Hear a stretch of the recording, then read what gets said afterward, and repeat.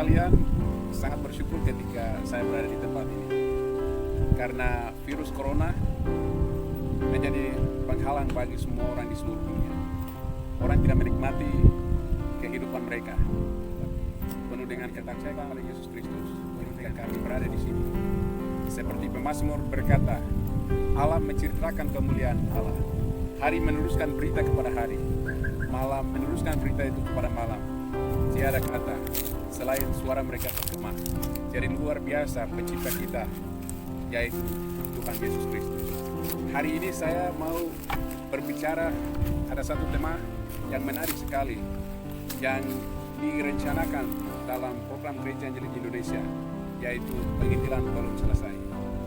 Ketika Presiden dan Wakil Presiden Gereja Injil Indonesia memberikan tema yang sangat menarik, yaitu penginjilan belum selesai, banyak orang bertanya-tanya dalam hati, mengapa penginjilan belum selesai? Tidak cukupkah Yesus telah lahir 2020 tahun yang lalu? Tidak cukupkah dia sudah mati di atas kayu salib dan dia berkata di atas kayu salib sudah selesai atau tetelestai? Tidak cukupkah gereja sudah menanamkan firman Allah di masing-masing gereja, baik gereja secara lokal, nasional, kemudian internasional? Jadi untuk apa harus memberitakan Injil? Saya rasa penginjilan cukup.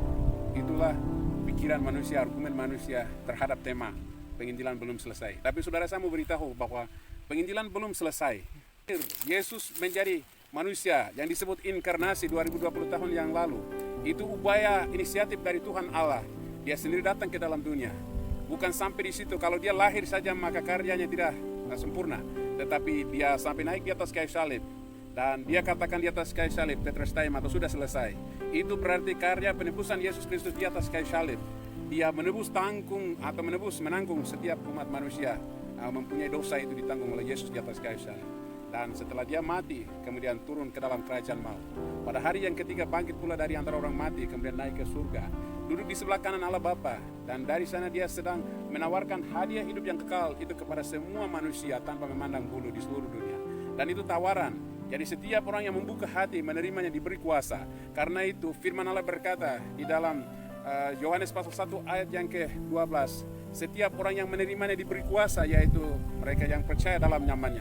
Mereka menjadi anak Allah, kemudian diberi otoritas, yaitu kuasa, di atas segala kuasa. Jadi barang siapa menerimanya diberi kuasa. Bagaimana caranya mereka menerima? Wahyu pasal 3 ayat yang ke-20 berkata, Yesus bilang, aku berdiri di muka pintu. Kalau seseorang mendengar suaraku, kemudian membuka hatinya, kemudian mendengar suaranya, membuka hati, maka Yesus dia akan masuk. Karena Anda menjadi tuan rumah, dan engkau mempersilakan Tuhan masuk dalam hidupmu. Dan saat itu engkau mengundang dia, maka dia akan masuk. Dan ada di dalam dia. Dia itu yang disebut juru selamat yang telah lahir dalam perayaan Natal tahun 2020 ini. Dia telah lahir dan dia sebagai juru selamat. Karena itu di dalam Lukas 19 ayat 10 berkata, anak manusia datang untuk mencari dan menyelamatkan yang terhilang. Juru selamat datang memberi jawaban kepada manusia. Dia juru selamat, artinya bahwa banyak juru selamat. Ada juru kunci, ada juru pengemudi, ada kapten yang membawa pesawat keluar, dan banyak juru, artinya bahwa keahlian untuk melakukan segala sesuatu. Tetapi tidak ada seorang pun mempunyai kemampuan menjadi juru selamat. Tapi perbedaan antara Yesus dengan juru-juru lain di seluruh dunia, Yesus sanggup mengampuni dosa manusia dan dia tidak mengingat-ingat lagi, itu perbedaan. Dia tidak mengingat betapa dosa kita. Karena itu Yesaya katakan, dosamu merah seperti krimisi, tetapi Tuhan akan membersihkan bagaikan awan putih. Dia akan membersihkan bagaikan bulu domba. Itu berarti pengampunan yang diberikan oleh Yesus lebih besar dan pengampunan-pengampunan yang ada di dunia. Juru-juru kunci lain, dia mempunyai karunia talenta untuk juru-juru yang dunia punya seperti yang saya jelaskan tadi. Tetapi kesanggupan Tuhan, dia mengampuni dosa kita dan memberi pengharapan hidup yang kekal. Jadi seseorang dia mempercayai itu, kemudian dia rasa bahwa Yesus itu satu-satunya juru selamat. Lalu dia bilang, engkau silakan masuk dalam hati saya. Dia sadar bahwa saya orang berdosa. Segala dosa yang melingkari hidup saya, segala dosa yang membuat saya sekarang ada di dalam dosa. Saya tenggelam di dalam dosa. Dosa apa saja? Dosa perzinahan, dosa pembunuhan, dosa percabulan, iri hati, bertengkar, kurang senang tiada sebabnya.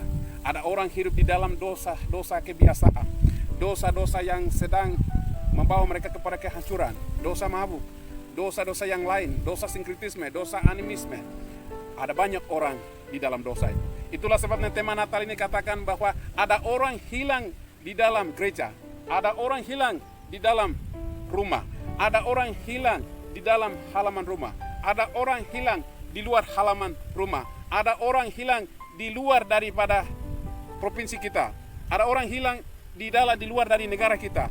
Berarti penginjilan belum selesai. Kenapa demikian? Karena banyak orang hilang secara lokal. Banyak orang hilang di dalam dosa secara nasional. Banyak orang hilang juga di dalam luar negeri. Itu berarti lintas negara. Jadi Injil tidak dapat dihambat oleh siapapun, karena Injil mempunyai kemampuan dapat menjangkau tanpa mengenal lintas batas. Jadi Gidi mempunyai keyakinan yang kokoh bahwa Injil harus diberitakan kepada segenap bangsa. Jadi seseorang dia menyadari bahwa Injil mempunyai kemampuan yang memberi hidup yang kekal, lalu dia mulai mengaku dengan mulut, percaya dalam hati. Roma katakan orang itu diselamatkan. Artinya bahwa saat dia mengaku dan menyerahkan diri kepada Tuhan, maka diberi hidup yang kekal. Di saat itu juga Roh Kudus memeteraikan seseorang bahwa dia menjadi milik kepunyaanku. Detik yang sama diberi hidup yang kekal. Dan hidup yang kekal itu berarti untuk selama-lamanya. Sakit, penyakit tidak akan menguasai. Kesusahan, corona sekalipun tidak akan menguasai, karena dia memiliki hidup yang kekal. Kematian tiba hari ini tidak perlu takut, karena saudara ada di dalam Yesus Kristus. Berbahagialah mereka yang mati di dalam Tuhan. Jadi orang yang mati di dalam Tuhan sangat berbahagia. Kenapa? Karena dia mati di dalam Yesus. Itu berarti aman. Karena Yesus bilang, tinggal di dalam aku dan aku tinggal di dalam kamu. Apa saja yang kamu minta dalam namaku, aku akan melakukannya. Sebab di luar aku, kamu tidak dapat berbuat apa-apa. Di luar Yesus berarti tidak ada harapan. Jadi kalau orang yang melakukan di dalam Tuhan, ada mempunyai pengharapan. Sebab di luar Yesus, kamu tidak dapat berbuat apa-apa. Yesus tidak menyatakan bahwa tinggal di luar aku, tinggal di belakang aku, tinggal di depan aku, tinggal di samping aku, tinggal di belakang aku. Tetapi Yesus katakan bahwa tinggallah di dalam aku. Itu artinya masuk di dalam zona aman di dalam Yesus. Berarti sakit, penyakit, kesusahan apapun datang tidak akan memisahkan kita dari kasih karunia Allah, karena kami masuk di dalam kawasan aman. Jadi kita begitu masuk atau kita begitu mati, kita sudah pindah di dalam kehidupan yang kekal. Karena itu saudara sekalian, penginjilan belum selesai. Karena penginjilan ini hubungan atau gabungan antara kehendak Allah bagi manusia yang berdosa, supaya bagi manusia yang berdosa ini membutuhkan juru selamat, dan mereka memiliki hidup yang kekal. Karena itu saudara yang belum percaya Yesus, Yesus bilang begini, barang siapa memiliki anak, dia memiliki hidup. Barang siapa tidak memiliki hidup atau memiliki anak, dia tidak memiliki hidup. Kata lain, siapa tidak terima Tuhan Yesus, masuk neraka, dibuang ke dalam lautan api dan neraka, dia akan gertaki untuk selama-lamanya. Perbedaannya adalah neraka itu menderita selama-lamanya. Tidak ada awal dan tidak akhir, tidak ada akhir. Tetapi mereka yang menerimanya diberi hidup yang kekal, artinya masuk surga. Dan perbedaannya, di surga tinggal tempat kesenangan bersama Yesus untuk waktu yang lama, yaitu untuk selama-lamanya. Amin. Surga kami ada di sini karena rencana Tuhan. Allah mau tidak menguasai lagi, karena Tuhan telah menang di atas kayu salib. Dalam perayaan Natal ini, kami berdoa supaya banyak orang dapat diselamatkan, karena banyak orang hilang di dalam dosa. Jadi penginjilan belum selesai. Artinya orang-orang yang belum hidup di dalam Tuhan, kami berdoa supaya mereka mengenal Yesus, dan Engkau memberikan hidup yang kekal kepada mereka, dan mereka mempunyai hidup dan hidup dalam segala kelimpahan. Sebab Engkau datang untuk mencari dan menyelamatkan mereka yang hilang, yaitu Engkau langsung memberi hidup yang kekal mereka yang menerimanya. Tetapi mereka yang tidak menerimanya, upah dosa ialah maut, dan hukuman itu telah tersedia bagi mereka, dan mereka akan dilemparkan ke dalam lautan api dan belerang. Jadi saya berdoa supaya ada orang membuka hati, mengundang Yesus sebagai Tuhan dan Juru Selamat, sehingga mereka mempunyai hidup yang kekal, yaitu hidup tak ada awal dan tak ada akhirnya. Berkatilah firman dan terus melakukan janji-janji-Mu. Setiap perkataan yang keluar dari bibit mulut hamba akan terus berkembang. Setiap orang yang mendengar akan diberkati, dan mereka bisa menerima Engkau sebagai Tuhan dan Juru Selamat. Sebab Engkau bilang di rumah Bapakku ada banyak tempat, jikalau tidak demikian saya tidak menyatakannya. Jadi ada pintu anugerah terbuka dan surga terbuka untuk semua orang. Dan Engkau sabar terhadap semua orang, dan Engkau tidak menghendaki satu orang pun binasa. Engkau menghendaki supaya semua orang bertobat, berbalik, datang kepada Tuhan. Itulah kerinduan hamba ketika saya berada di sini. Berdoa setiap orang yang mendengar firman sepanjang masa mereka akan diberkati, dan sejumlah orang akan mengenal Tuhan dan mempunyai hidup yang kekal. Dalam nama Bapa, Anak, dan Roh Kudus kami berdoa. Amin.